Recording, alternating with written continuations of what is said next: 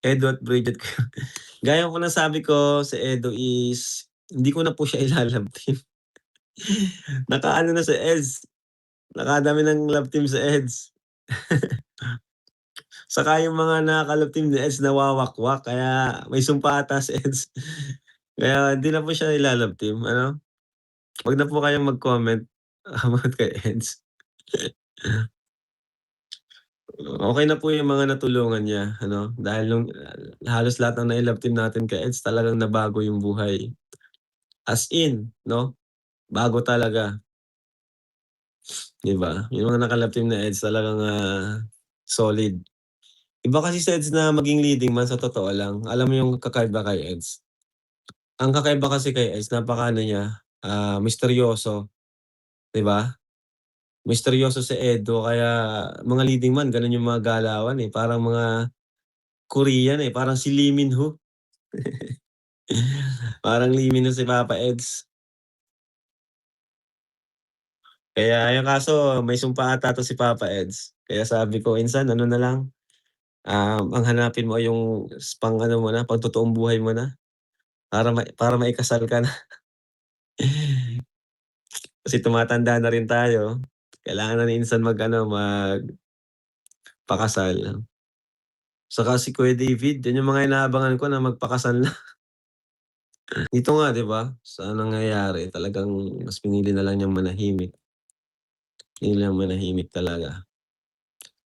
Pero ano, minsan hindi lahat nadadaan sa ano, sa pagiging tahimik 'no? Minsan kailangan mo rin talagang magsalita lalo na't yun talagang, sunod-sunod yung mga ano sa'yo 'no? Minsan talaga kailangan mo rin ipagtanggol yung sarili mo.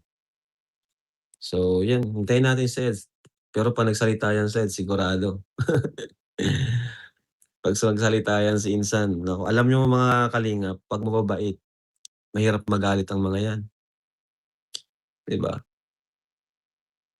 Pero mas pinipili niya ng ganito, ng maayos sa paraang, walang, stress, walang kasuhan. Yun talaga ang wino-workout ni Eds, 'di ba? Kahit nga napagsabihan na siya nung 'di ba, below the belt na yun, sinabi sa kanya, pero mas pinili pa rin niyang ayusin, mas pinili pa rin niyang ayusin. Pero sa totoo lang grabe talagang inano niya, binaba niya yung pride niya, 'di ba? Para kausapin pa. Okey, pero si Eds minsan naman ang makakapag-decide niyan kung anong ano niya, kung anong, puwede niyang gawin, nasa sa kanya naman 'yan. Pero sabi ko nga, minsan talaga may mga pagkakataon na kailangan din nating, ipagtanggol yung sarili natin, 'di ba? Kasi diyan tayo naabuso. Kapag tahimik tayo, minsan akala kasi nila ano, okey lang sa kanila na binabanatan tayo, 'di ba? Kasi kahit si tita nakakausap ko, talagang 'di daw makausap ng maayos, 'no? 'Di kasi sanay si Insan sa ganito, sa mga ganyang kaso-kaso. 'Di siya sanay sa ganyan. Kaya sabi ko, ano, pakalakas lang, tibayan yung loob. Kasi andiyan na 'yan, kumbaga wala na tayong magagawa. Nangyari na yung mga ano, lalong lumaki, 'di ba? Kumbaga harapin na lang natin. Pero may adviser man na si Insan ngayon. May adviser na rin naman siya, may legal adviser na rin siya. So, kailangan niya lang gawin is 'yan, pakatatag, palakasin ang kanyang ano, loob, 'no? Kasi ano na 'yun, laban na, eh. Kung totoo man na nakasuhan siya, wala na tayong magagawa dun. Hintayin na lang yung ano, 'no, at pag-isipan yung mga bawat galaw, 'di ba? Pero kung totoo man na nakasuhan siya, grabe na yun. Ibang ano na yun, ibang usapan na yun, ibang usapan na yun. Kung si Insan Eds nakasuhan, kahit ako mismo 'di ko matatanggap yun. Mahirap tanggapin yun na alam ko kasi ang ano, istorya, alam ko din yung simula, 'no? Alam ko yung sakripisyo. Si Insan alam ko yung sakripisyo niyan.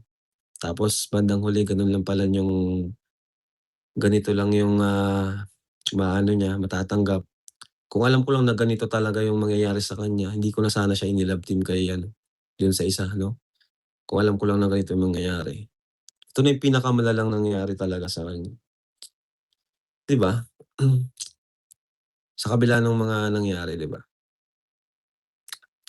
Ah, anyway, 'di naman natin alam kung natuloy ba 'yun. Kasi ano ko lang din naman, eh, bali-balita ano, sa totoo lang parehas naman talaga na ano, eh, naapektuhan. Parehas lang talaga naapektuhan sa mga maling desisyon na nagawa. Kaya mga desisyon talaga, desisyon natin dapat pag-isipan 10 times lalo na yung mga desisyon na talagang, tatatak sa buhay natin, mahirap ng bawiin. Minsan talaga sa grupo hindi maiwasan na may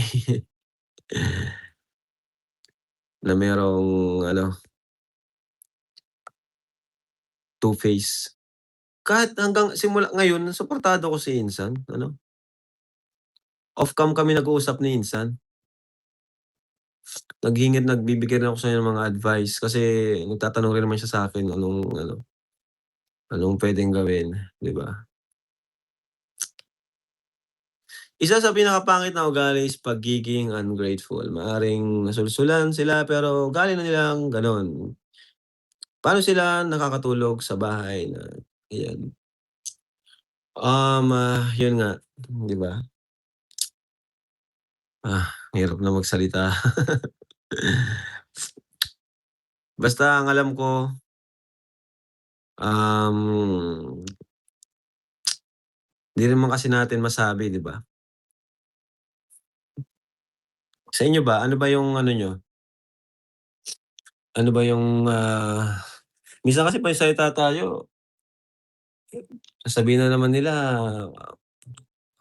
utang na loob na naman, nagsusumbat na naman, 'di ba? Kahit hindi naman talaga tayo nanunumbat or, 'yun, tinatawag nilang utang na loob na sinasabi, 'di ba? Kaya bahala na po, basta ako bahala na sila kung ano yung desisyon nila.